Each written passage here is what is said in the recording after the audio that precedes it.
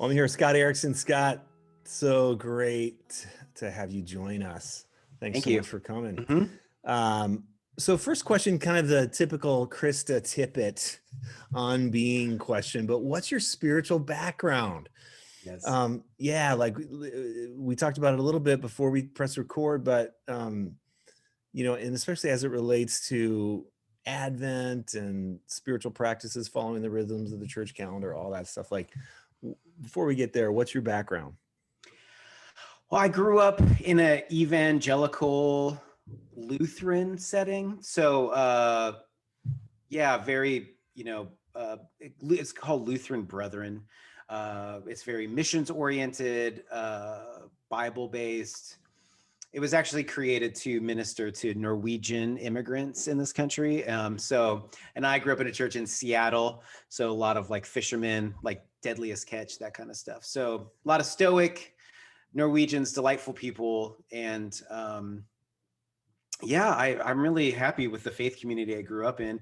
I think like everybody, I had some things I had to work through, move on from, but felt really loved. Like actually I've been talking about like youth groups with my friends, and I was like, I loved my youth group. Oh, wow. It was great. I had such a great time in it. Um, but yeah, my a lot of my dad's side of the family is pastors and missionaries. So I've been a youth pastor, a college minister, a missionary on pastoral staff. So I've done a lot of different kinds of ministry jobs, but it's always kind of been there. And I've always been in those communities, but so that has been pretty consistent throughout my life. I'm much more of an ecumenical mutt now, I would say, but yeah. Yeah. Well, I mean, that's fascinating. That sort of comes through a little bit in the book too. Well, implicitly more than explicitly. hmm But when did the art, both in this book and in some of the other prayer books that you've done with Justin, is so gorgeous. Like, when did you know that you were an artist? Was it as a kid or later? I all I recognized it in elementary school, junior high. I had a great junior high art teacher who really encouraged me. A good high school art teacher. So I saw that I was good at it. You know, not necessarily better than everybody in my class, but was it was I don't for now as studied as an art teacher, and I've been a high school art teacher. Like I think you get, I don't know if there's like innate talents as much as when you're interested in something you spend a lot of time with it, and so that Yeah. just helps develop it. um, so I was interested in it, so I just spent a lot of time drawing and training myself to learn how to draw better. But it was late high school, it's my senior year actually, that I had this I had this moment. I had this crush on this girl named Marla, and she Yes. liked this guy named Mike who was like super sporto guy, really Marla. nice. Marla and Mike, yeah, really nice. In fact, they got married, and so great. I'm glad it worked out. And Mike was the nicest guy. But I remember making my the homecoming poster for my class because I was at a small school, and I was in the art room making it. And then they came in doing their cute couple thing, and then they left. And I remember having this conversation by myself, which was just like, why can't I be more like Mike? Because I want to be the guy that the girl I likes. And I just remember this kind of question that came up, which was like, well, what if you could, but you couldn't be the way you are now? You had to trade it. What would you choose? Mm. And I didn't. It didn't even take any thinking. I just instantly was like, well, I'd never give up like this creative ability. And that was the first moment where I remember thinking like, oh, this is in here already. Like this is something that's already in me.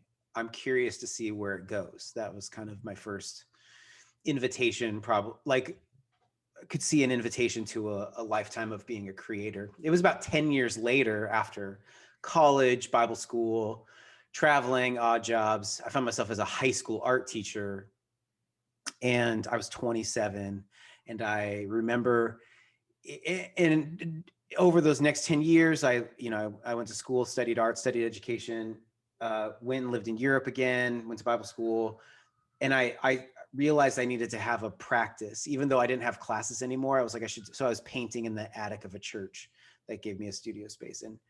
And then that I had this distinct moment in my prep period class, writing on the whiteboard, and I stopped and I was like, there's something else I'm being invited to. I'm not sure what it is, but I can sense something new is coming. And that led to this long conversation. I visited friends in New York, met a bunch of artists. And on the plane ride home, I was like, if I don't ever try to be an artist, whatever that means, I'll always regret it. And I left teaching, continued waiting tables, and then Yes. started an art career about, it was like 15 years ago. So, and I've mostly been poor that entire time. So there you go. Well, I mean, so when you compare, if you can compare your creative process when you're working on a piece, a painting versus writing, how is it different? How is it similar? What some of those creative juices that get stirring where you have to do something. Is it different for writing, or is it similar? That's a great question.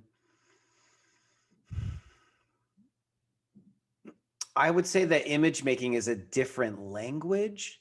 Mm-hmm. So, and it's an easier language in a way because you're allowed to not have real, like, certain definitions.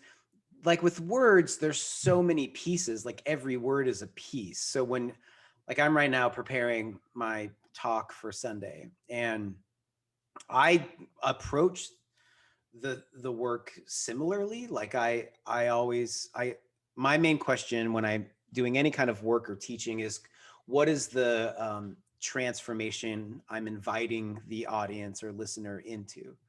And then I reverse engineer from there. Yeah. Like I'm going, why are we even doing this? What's the transformation? And then go, how do we get there? And so I do that with images where I go, what is this? How do I describe, or how do I visualize for example, like what forgiveness looks like? How would you describe forgiveness? And if people grow up in the church, they're like, well, a cross. And you're like, okay, well, how would you describe hope? A cross. It's like everything can't be a cross. Right. So if you can't, then I actually have a rule where I don't use crosses. I just, that's a rule I've given myself. Every now and then I might, but I don't do Jesus. I don't make pictures of Jesus, and I don't do crosses. Yet I am labeled a Christian artist. I love that. Which is great. Yeah. Because then you have to go, well, what's the other symbology? What does this mean? And then finding the visual juxtaposition, the visual symbol that helps us get there. Whereas words are a lot harder. I find writing much more difficult because I think it's the slow process of untying somebody. Like I often see is like an argument is like somebody's all knotted up, and you have to kind of come at it from all these angles until it's loosened, and then you can untie it. So it takes a lot of work of like telling a story and creating empathy and making a point and showing another side. And so they're just really different languages that have their own particulars. And when it's done really well, like a speech, a book, something written can change your life. And when images are done really well, like it can say 1 million words in one image. And that's like the best part of it. So yeah, they're different functions.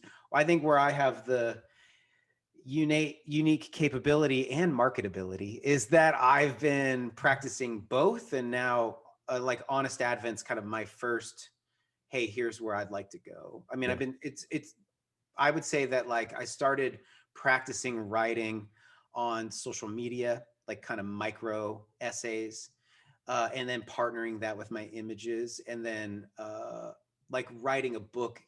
So that made me a writer, right? Making a book made me an author, like, because that's a whole different process of compiling an idea and putting it all in a package and that whole thing. So yeah. Well, and I love your art. I love your writing too. And like in an earlier chapter, you find a way to weave a Meister Eckhart thought and quote in, which I am such an Eckhart nerd. And I love, the more paradox, more the better. But you do it in such an artful way that, you sort of lead people down to this existential Yeah. down the end of an existential plank, and then you pull back and, okay, hold on, here's what we're talking about. And I think that's some of what I'm seeing in this book that I'm loving so much, is that it goes all the way there, like to the extent of where an idea could go, but then you pull people back so that people aren't lost. I thought that was artful. Oh, thanks. Yeah, that's a good one. And I almost like break the fourth wall where I'm like, I could tell you this quote. Let me tell it to you. Yeah, Then I might lose you. But let's come back, because yeah. I'm No, like, I loved it. I if you loved it. spend time with that Yeah, quote, it'll make you think about it all day long. But why don't you come back with me and let's go down a yeah. different. That was beautiful, beautiful, beautiful. Yeah, Because thanks. it's like, yeah, it's just wink, nod. Yeah, we're Yeah. going there, but come on back. So what I'm curious, when you talk about like reverse engineering from this question of what's the transformational invitation, what was it for Honest Advent? I mean, can you name it in like, do you remember sort of what it was? hmm Uh, the genesis of all of this happened 4 years ago, where we found ourselves in a similar but different situation, which was right after a national presidential election that was exhaustive and divisive. We were seeing the Syrian civil war, so massive amounts of destruction and displacement. We had the Zika virus, school shootings or mass shootings, Flint water crisis, just a lot of really hard things. And then I found myself in mid-November walking into a store, I think a Target, and everything was decorated like Christmas, which happens every year. The brand of Christmas descends on Western society. And I just at that, I got to say, I'm a big fan of Christmas. Yep. I'm one of the nerds who has the 24-hour Christmas music station saved in my car. Like when you turn on my car, that's what's playing. I like it all. Lights on the house, Christmas tree, snowflakes on all the windows. We do it. But this particular year, I was like, this all feels really irreverent. Not irreverent, irrelevant. Yes, It doesn't feel yes. irreverent. Maybe a little bit. I was just like, this doesn't make any sense to the chaotic world I find myself in. And it led me to this deep prayer question, which was like, does Christmas really have any hope for us? Like, Yeah. because it's not even the Santa story. Like, I'm fine with the Santa story.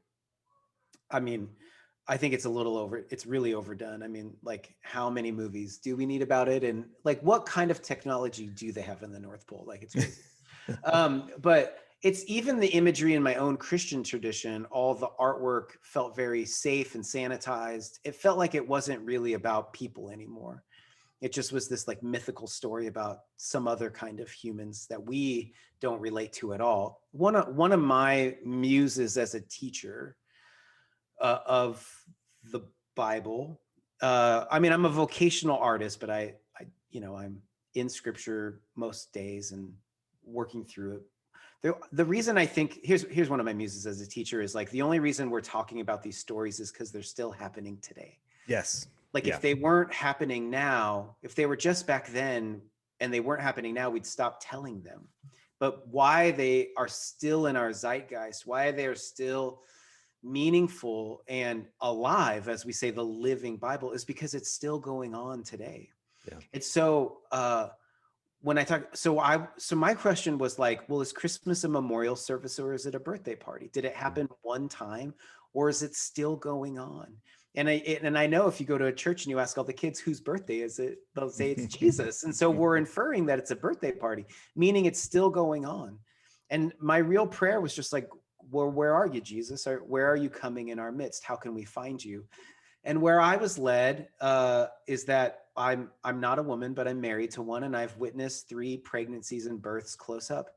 And and birth is magical and wonderful and sacred and beautiful, but pregnancy is painful and risky, and it's got a lot of fluids involved in it. And I just was like, every single person ever has come through, has come into the world through vulnerability, Yeah. like human vulnerability. And the way that this invisible holy mystery that we give a 3-letter word God to came through that exact same way, through vulnerability. in weakness, in needing us. Like this invisible God starts his visible conversation by saying, I'm going to need you to take care of me for a really long time. Yeah.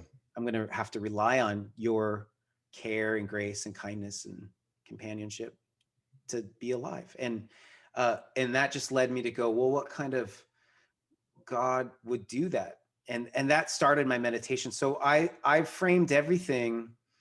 So there's a couple things happening. One is I was like, how do I view the story through human vulnerability? Yeah. Because that's where we'll find Jesus coming in our midst now, is through that same place, our vulnerabilities. And then two, as an artist and a designer, I knew that I had to not counter the Christmas brand, because it's uncounterable. It's a juggernaut of a brand. There's no way to disassemble the years and centuries of tradition, songs, choruses, looks, feels, all the kinds of things.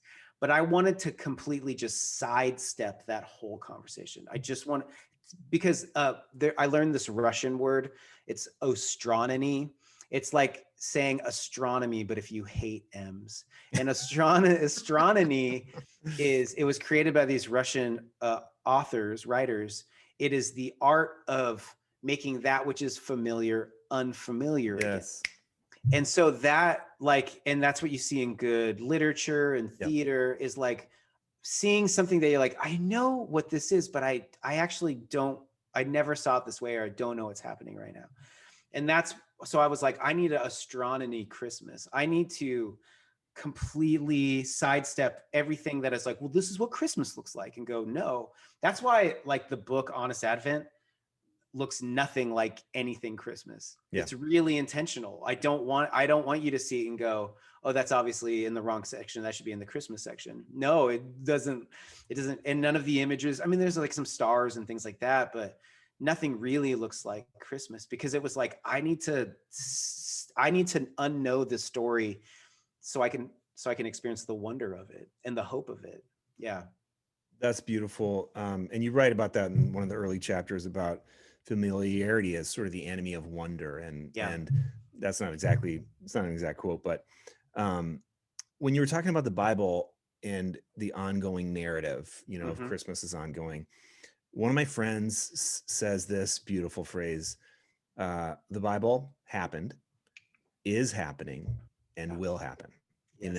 That's great. And it gets us out of the, is it literal or not? Or is it, just all the boring questions, to this idea that we can find our story in its stories over and over again, because they actually are ongoing. And even God, I will be what I will be.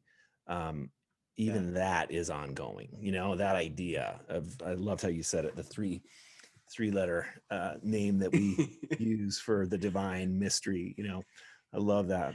I've been writing this prayer liturgy, and it's a little tongue twister. It's hard for me to say, at least, but it's like it's like starting off addressing God, and it's like the unfathomable, who we fathomably call God. Yes. Like it is this unknowable thing that we try to go, well, let's know it in 3 letters, and so it's a constant, what do you think you're trying to say? Anyways, I'm just trying to enter into that mystery, like, because it all gets boring when we think we figured it out, and the trick, I think, and this is what your book is so helpful in doing, in a very, I don't like the word accessible because it sounds like simplistic or something, but in a very understandable way that you get drawn in, it arrests the familiarity of the season in a way that, because we have to become conscious of that which we are ultimately too familiar. It's like a mind bender. You have to know, oh my gosh, I'm missing this because I've been through it too many times, which is the problem with many of us with the Bible. It's like, well, how in the world can I, and especially like Advent, being a person who's been involved with professional spirituality for a long time, I understand the conundrum of every church leader to be like, how are we going to make Advent different this year? Like there is this, if people aren't aware of this is what church leaders talk about. They're like, how do you take this same thing, which if you compile all the passages about Christmas or incarnation, It's not much. Yeah. It's maybe a couple chapters, you know, there's like these little bits from Isaiah and Revelation and little parts, but it's only really a couple chapters and that's it. That's all we have of it. And Yeah. so it's little content, and yet it's so poignant. I am preaching this Sunday at our friend Mark Charbonneau's church here in Yeah. Austin, the Vine, and I'm using the passage of when Mary goes and sees Elizabeth, and I was Yes. spending time with it yesterday, and I was like, why? Because it's just like she gets the announcement, and then she says she hurries Yeah. and With goes haste. to there, and it's like, yeah, because when you've been after the angel disappears, she's like, do I know anybody else who's been visited by an angel? My relatives. And you go over there Yes. because exceptional moments are very lonely. Yes. When you've partaken in something that was life-changing and transformational, but very unique, it can be really lonely. And you immediately want to find other people to go, am I crazy? Can I work? Who can I work Right. this out with? Right? Who can I talk to about this? This is why, like, I remember this distinctly when I lived right after high school. I lived overseas for a year, and I remember coming back to all my friends, and they were like, "How was it?" It was Like, like, how do I even start? I How do I lived even in start? France for a year. What do Yeah. you? And I had crazy hair and different clothes, and I was like, it changed my life. They're like, cool. All right, you want to go get burgers? You know, Yeah. and it, Yeah. and I learned really quickly those really personal, sacred stories uh, couldn't really be shared even to my friends. Like it was only until I found other people who had participated in the same kind of transformation that you found kind of a community about that. And it actually made me think about like maybe some of the loneliness we're all feeling now. Because it's weird because we're kind of forced isolation, but we're all going through this really exceptional time, Yeah. and and and yet we're all doing it. So Yep. what we're missing out on is this chance to really talk about, like, isn't this so weird that we're going through it? But we can do that. I mean, I call friends every week to just talk about how weird this all is, you Yeah. know, Yeah. because it helps to share in exceptionality in like, you know, life-changing transformational ways. Without it, you just feel the loneliness of that uniqueness. Yeah. I don't know. Yeah. So that story, you know, we're not talking about divine insemination here. But, you know, like it's very different. But we can all say, like, at times in our life, we've been a part of something that made us try to find somebody else who had the same experience. But I love that because I'm actually working on my sermon this week too. I'm doing the Magnificat. So I'm Mm-hmm. looking at that happens right after. It happens Mm-hmm. while Mary is with Elizabeth Yeah. when she sings the song, composes the song. And, you know, in my notes there, I'm writing down like right after the Annunciation, I'm like, let's pause here. And it's okay if you have a hard time believing that, you know, Yeah. like, let's not rush past divine insemination. Let's not rush past Yeah.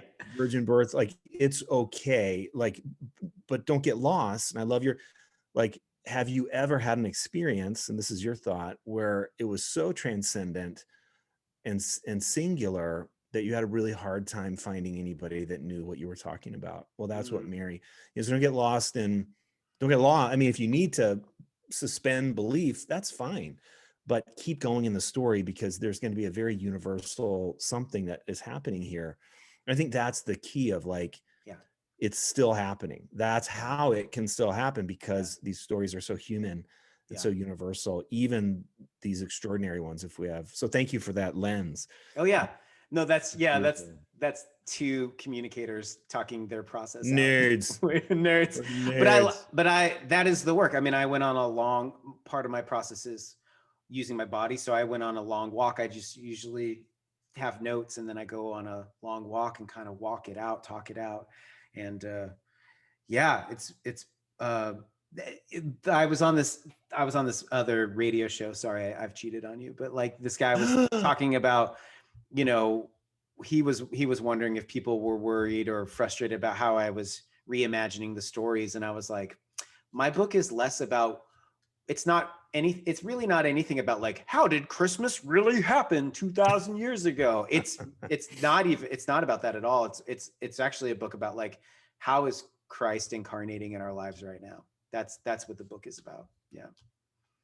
It's beautiful. And that really comes through. I mean, of course, I'm not all the way through yet, but I think that's, in my opinion, that's the way the Bible was written to do that. Like, it was written with these inconsistencies and weirdnesses so that people would imagine, that's midrash, the Jewish form Yeah. of, let's imagine, if we can't quite dive into this story, let's imagine it in such a way where we really can enter into it, and I think not only is that not heretical, that's actually the way that we're supposed to do it. So Absolutely. Absolutely. and maybe that's even saying it too strongly, supposed to do it, like there's a rule or something, but that's a playful way that we're invited Yeah. into the ongoing nature of it, I think. Yeah. So, Yeah. man. So 25 different short chapters in this book, 25 meditations, 25 reflections. Do you remember, like in some of my books, there's a section that's just impossible, and there's another section that just goes super easy. What were the easy ones? Not easy, but like, what were the ones that came more easily, and what were the ones that, and while you're thinking about it, I'll just, for the folks who are listening, I'll even read some of the the chapter headings, the meditation headings. But what were the ones that came easy? What were the ones that were harder? Yeah. Well, oh, do you want to read some? Yeah. Like, so enunciation, light, motherhood, vulnerability, given, which is what we had our conversation with last night and yesterday noon with some of the folks that go to our church. We talked about given, and we were going to talk about unease too, but that's just as far as we could go. Yeah. Just the idea of how do you process truth, and is it more conceptual or is it more like embodied? Yeah. And it was so good. But alpha, breath, omega, virgin, assumption, scene, sacred, room, goop. I mean, all these beautiful. I can't wait to get to that one. But what were some hard? What was one of them? Well, That was harder. And so this is a culmination of art and meditations expressed on Instagram over 4 years. So, the first year there was like 3 illustrations. The next year I was like, I'm gonna do a few more. And I did like 5 more. And then the next year there was more, until last year I finished with 20. And I was like, and then the author in me was like, oh, if you do 5 more, that's like a good book. So, that's where it came from. So I compiled everything that I had and gave it to my editor. And just for fun facts, there was like 8,000 words. And she came back to me. She's like, I'm going to need you to bump it up to 20. And I was like, oh, okay. And so I worked, and this, like, I signed a contract in April. So right when the pandemic started. Whoa. And this book came out in October. So Zondervan was quick. Wow. Yeah. For those of you listening, it's really atypical to go that fast. Usually it's like you turn in your manuscript, or like in a year later, your book comes out. It's always like a year and a half. So, but they were like, we can rush this. So I spent the first part of the pandemic, not only having just moved from Portland to Austin, like didn't even have a house. It was in a rental house, sleeping on a floor with my kids, out of school, all this stuff. But I like wrote every day for and then we got a house, and then we moved into a house. But I wrote, the remaining like the 17,000 other words and I turned it in mid-May. So, wow. But what I started with was like so the easier ones were the ones that I kind of already done all the hard work years beforehand.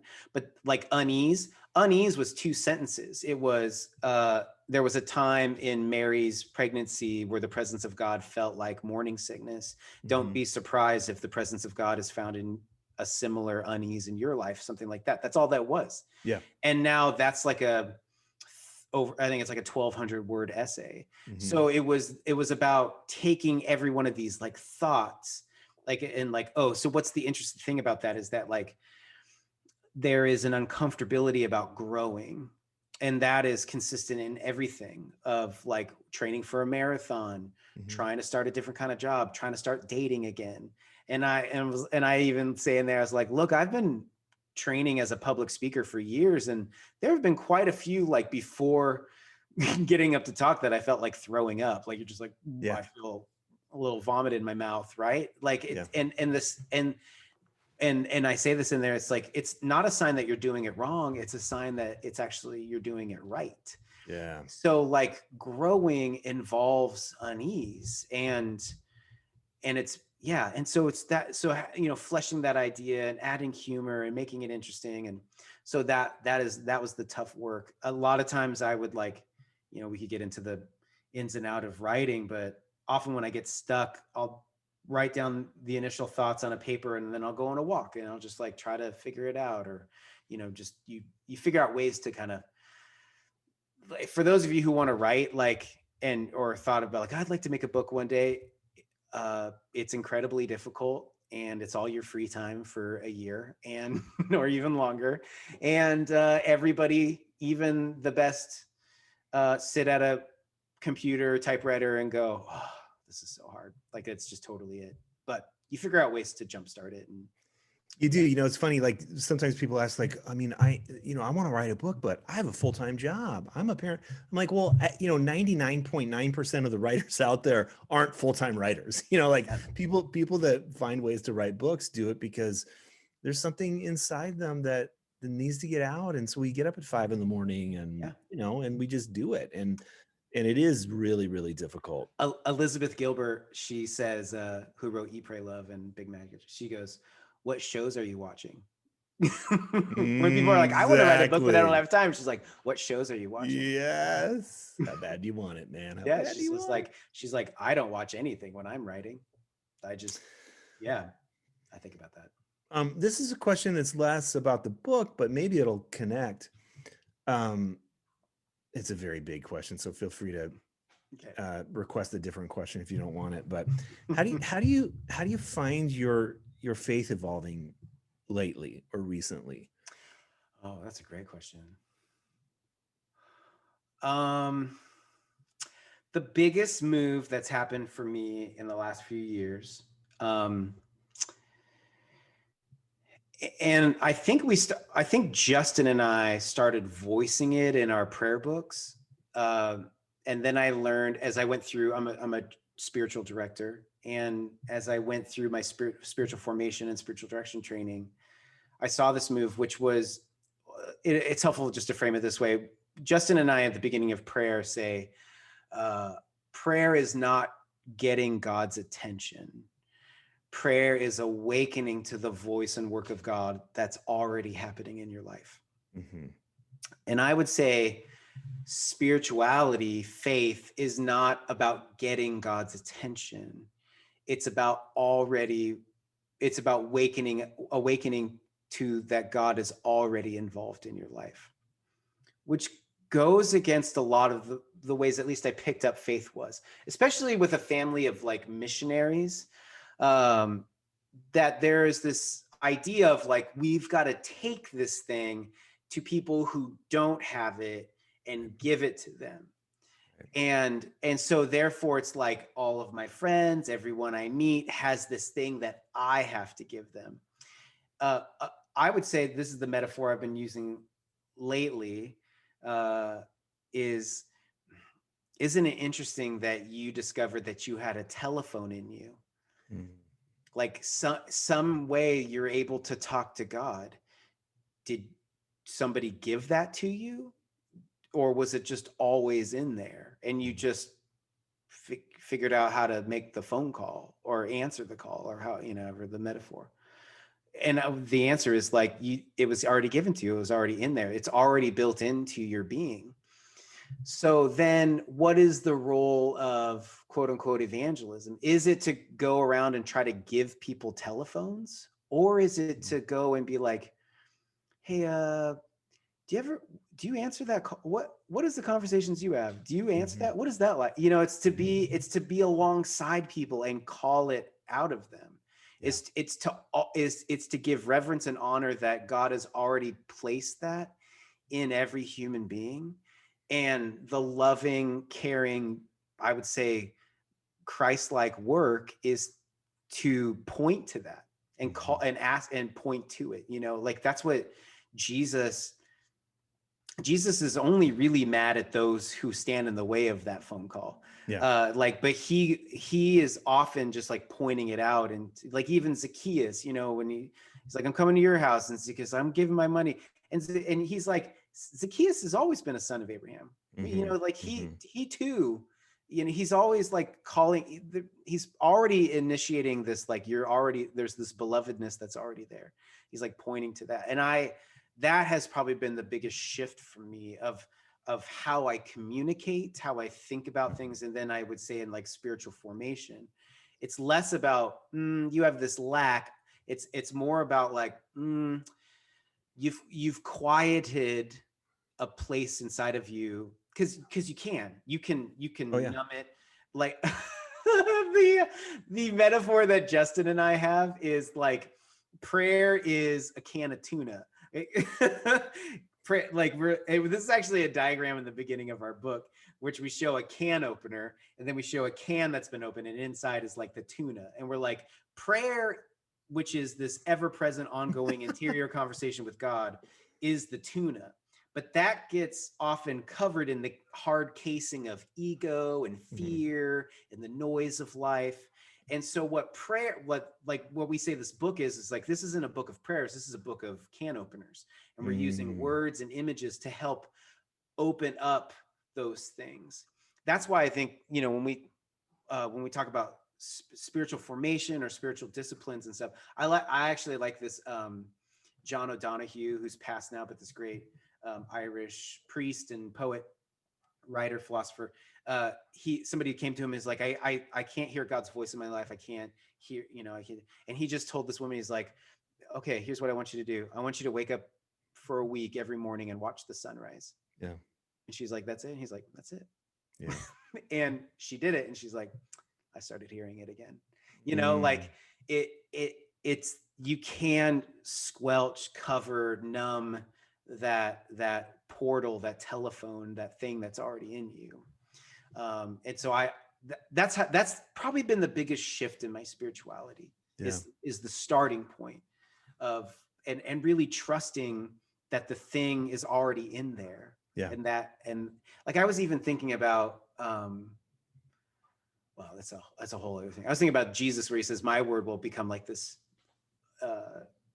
flowing water stream out of you. It's like this thing, you know, it's like, is he putting it in there, or is it just like tapping into that well that has that potential, you know, just, that, you know. No, I'm picking that up. I mean, that is really, I resonate with that deeply. And I think even, you know, the metaphors that Jesus uses in his parables, you know, the yeast, the mustard seed, the kingdom of heaven is within you. He's saying it in so many different ways that it's just the tiny invisible thing is what explodes out of you, the wellspring of life.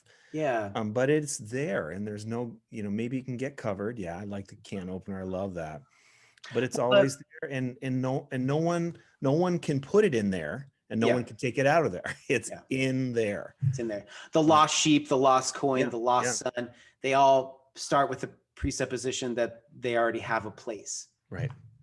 And somehow through our journey of life, they got lost. It got misplaced. I couldn't find it anymore, which happens because life, it messes us up. It's big time. You know, that that is the place that I think too, like because of the journey of life, and I've had some suffering. We've all had various levels of suffering and stuff, but like, I think faith often goes away because it doesn't allow for the complexity. I like how Richard Rohr says the absurdity, you know, like you have to, your faith has to keep developing to make sense of the terrors, the randomness, the absurdity, things that we find in living. And like too strict or rigid of a view doesn't allow that flexibility for that, or that space for that kind of stuff. And so,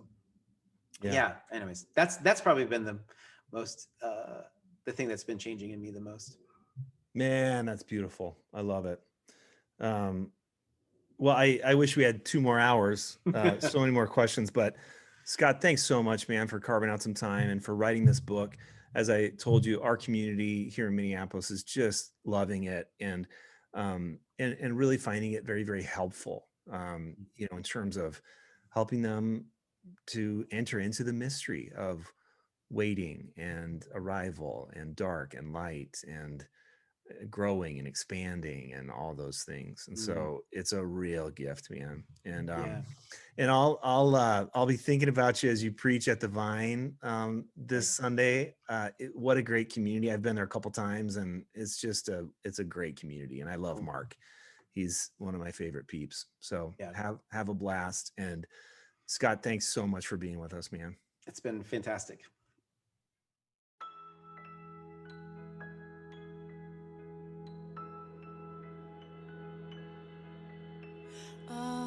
Awake, my soul. Awake, my tongue. My glory, wake and sing. To say